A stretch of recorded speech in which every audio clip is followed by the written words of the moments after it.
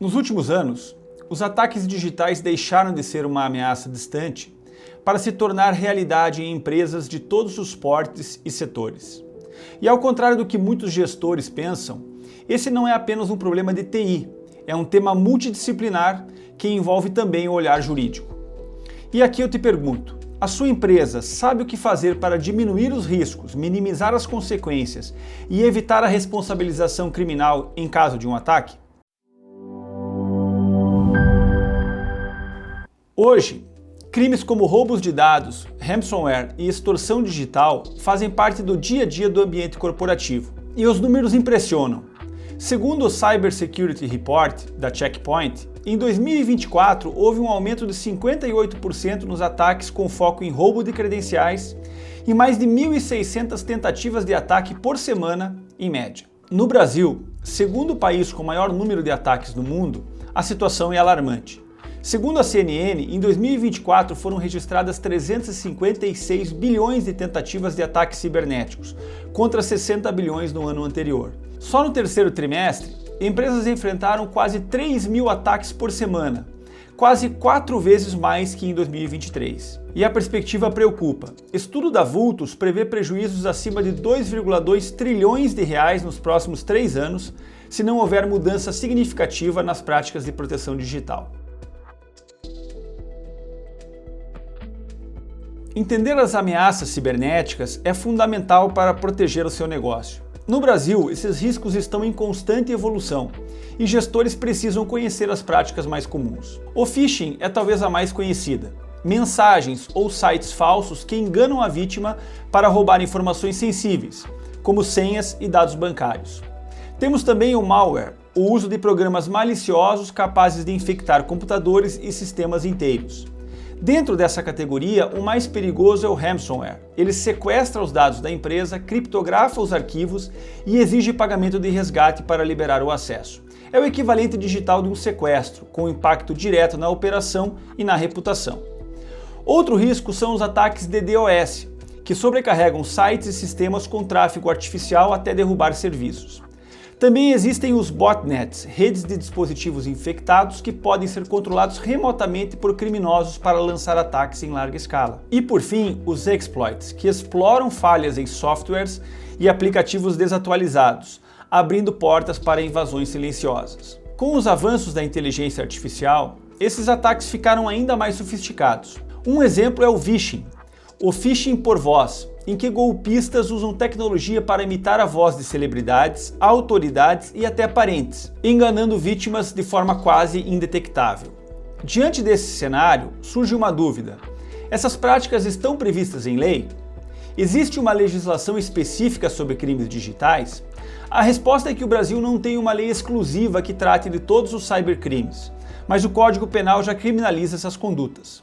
Um exemplo é o artigo 154, letra A do Código Penal, que prevê o crime de invasão de dispositivo informático aplicado a invasões e exploits. Outro é o artigo 154b, que pune a divulgação e comercialização de dados obtidos ilicitamente, que se conecta aos vazamentos. Já o artigo 171, que define o estelionato, alcança golpes digitais como phishing e vishing, em que a vítima é induzida a erro, e o artigo 158, que trata da extorsão, enquadra diretamente os casos de ransomware, quando os dados são sequestrados e só devolvidos mediante pagamento. Vale lembrar que nos casos envolvendo crimes cibernéticos, não só o criminoso pode responder. As empresas também têm responsabilidades legais. Um vazamento de dados pode gerar perdas financeiras e reputacionais, e também multas e processos, além de consequências penais e outras previstas pela LGPD, a famosa Lei Geral de Proteção de Dados. E a jurisprudência mostra que gestores podem ser responsabilizados criminalmente. O raciocínio é direto: quem está na liderança tem dever de cuidado. Logo, ignorar vulnerabilidades ou deixar de adotar protocolos mínimos pode ser interpretado como conduta culposa. Ou seja, um ataque não gera apenas um problema técnico e de reputação. Ele pode expor a responsabilidade penal de dirigentes e administradores. Outra dúvida constante entre as empresas vítimas de cyberataques: pagar ou não o resgate em casos de ransomware. No Brasil, a lei entende que o pagamento não é crime para a vítima, porque quem paga age movido por clara coação dos criminosos, buscando sempre evitar um mal maior. Mas pagar não é garantia de solução. Muitas vezes, os dados não são devolvidos ou acabam divulgados mesmo após o pagamento. Além disso, a prática pode incentivar novos ataques. Por isso, o ponto central não é discutir pagar ou não, mas se a empresa tem protocolos preparados para decidir sob pressão. Sem preparo, qualquer escolha será improvisada e o custo pode ser muito maior do que o valor do resgate. Se existe um consenso entre especialistas, é o de que prevenir é sempre mais barato do que remediar. Mas a prevenção, nesse caso, não é apenas instalar antivírus ou atualizar sistemas. Ela precisa estar no centro da governança da empresa. Na fase preventiva, é fundamental que a organização mapeie vulnerabilidades de seus sistemas e processos, treine equipes para reconhecer golpes como phishing e vishing, e estruture protocolos internos de resposta, inclusive definindo quem acionar primeiro em caso de crise, e formalize planos de continuidade e recuperação de desastres, garantindo que haja backups funcionais e ambiente para restabelecer a operação.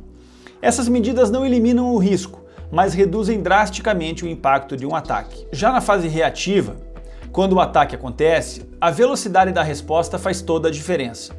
O primeiro passo deve ser acionar a assessoria jurídica especializada, o encarregado de dados e um time técnico de cibersegurança. Esse trio permite avaliar a extensão real do dano, preservar provas, cumprir as obrigações legais de notificação e proteger a reputação do negócio. Vale dizer que uma empresa preparada não reage no improviso. Ela tem um roteiro claro e pessoas capacitadas para agir. E é essa integração entre jurídico, TI e gestão que transforma uma crise em algo controlável em vez de um desastre. Tudo isso mostra que a cibersegurança não é um tema para o futuro, é uma pauta do presente. Esperar o ataque acontecer para só então agir pode custar a sobrevivência do negócio, seja pelo prejuízo financeiro, pela perda da reputação ou até pela responsabilização legal dos gestores. Por isso, encare a cibersegurança como parte da estratégia da sua empresa.